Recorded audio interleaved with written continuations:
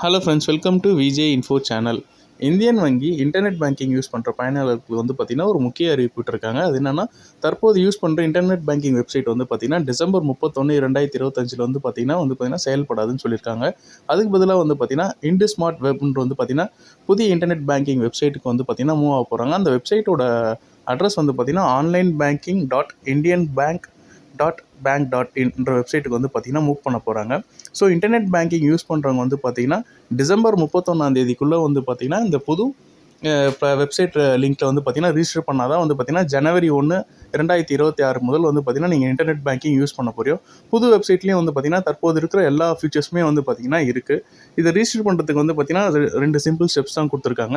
உங்களுக்கு வந்து பார்த்திங்கன்னா அஃபிஷியலாக இமெயிலோ இல்லை வாட்ஸ்அப் இல்லை மெசேஜ் வந்து பார்த்திங்கன்னா இந்தியன் பேங்க்லேருந்து லிங்க் அமைச்சிருப்பாங்க. அந்த லிங்க்கை மட்டும் கிளிக் பண்ணி ரிஜிஸ்டர் பண்ணுங்கள்.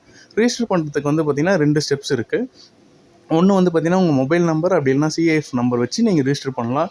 உங்கள் சிஐஎஃப் நம்பர் இல்லை மொபைல் நம்பர் போட்டதுக்கப்புறம் உங்கள் மொபைல் நம்பருக்கு ஓடிபி வரும். அந்த ஓடிபி வந்ததுக்கப்புறம் வந்து பார்த்திங்கன்னா நீங்கள் ஆக்டிவேட் பண்ணுறதுக்கு வந்து 3 மெத்தட் இருக்குது. ஒன்று உங்கள் டெபிட் கார்டு வச்சு ஆக்டிவேட் பண்ணலாம், இல்லை பழைய இன்டர்நெட் பேங்கிங் பாஸ்வேர்டு வச்சு ஆக்டிவேட் பண்ணலாம், அப்படி இல்லைனா க்ரீன் பின் வச்சு ஆக்டிவேட் பண்ணலாம். இந்த 3 மெத்தடில் எதனா ஒரு மெத்தட் கொடுத்து நீங்கள் ஆக்டிவேட் பண்ணதுக்கப்புறம் வந்து பார்த்திங்கன்னா புதுசாக பாஸ்வேர்ட் ஜென்ரேட் பண்ண சொல்லுவாங்க.